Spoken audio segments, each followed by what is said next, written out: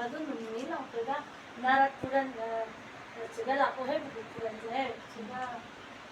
받아서 보자. 디테일서 뭐해서 한 이해 너가면 이구나 가이자.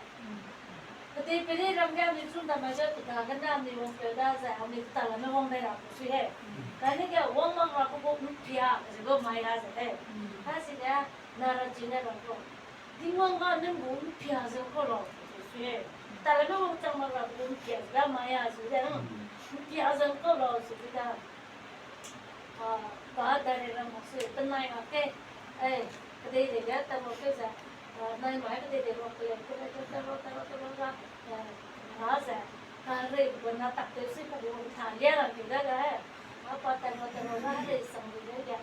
나라 지가 이래 상대래 안 가는 것도 이제 와 인다 와이디 가서 나라 지자 좀 그러고자 하루아스네 또 올림픽도 살래 상대가 좋다 와 베이는 수이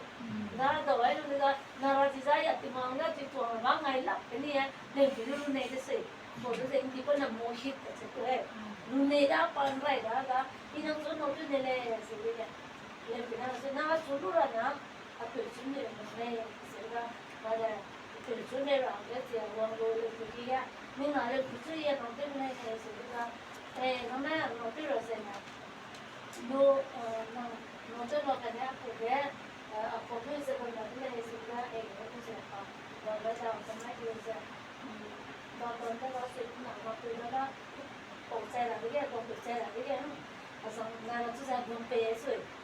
buông bể thì là xong cuối tôi được cuối cũng nói tôi luôn rằng buông bể cũng là một tiếng nghe nên mình là buông tiếng suy xong buông cái đấy dạng cái aku mereka rai dulu sih buang aja aku bekerja for example ini selesai dah udah minggu area saya lesson ini dah aku area itu nawa kita sih aku bekerja lah sih aku area jadi kita narasi itu area itu bang kerja nawa benar subsidi sih sampai udah minggu area sih karena narasi itu kerja apa radu bhakti special ni pak bhakti itu kerja karena asam tu sendiri itu kalau kerja kenuan lebih kewan gigi kok बाजू लोसे मुझे से पापा में लग रहा specially spiritual tema मन की तरफ से रही थे बोला है बात कहा के जो प्रिय था ताकि सीरियस प्रिय तो से पा रही थी से लग से लूने में प्रिय तो मगे पेलू ने लुआ का से लूं बम सी का लगा पा दे लगा से के ना वो प्रजा तो रहे थी तब जा पास है तो नौ बना लूं वो लोग ले को वो प्रजा का ना for example cái đám ninh của lại xuống này thì chúng ta sẽ bằng sẽ sắm giải nhé for example nè sẽ đây là sẽ tên luôn cái gì cái nó này cái nó một cái thôi là gì hết đầu suy đầu lúa cái gì cái nó đó là cái gì cái nó ta là cái gì cái nó đó là cái nó ta cái gì thằng nào số sẽ bắt được safety cái ta thằng nào số thì mình sẽ suy trong suy cái số cái này mình nào thì bạn nào lấy lấy học bổng đấy là này 그러니까 저 학교가 뭐거든. 나는 아주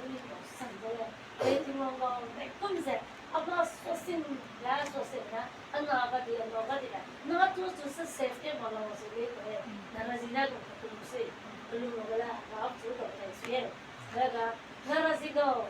아버지 뒤에 저저 수입받대. 아이가 아때 매나 suppose rahanga only 5 minutes result. Karena zaman ahanga ba ngai la kai na rang di to ba ngai lam ne le bu do mo hit to sa ngom sa lo ngom pai lo he kia lo kana lu ke lo pa dai ja na lo se pi sa lo ko na go me di pa ti sa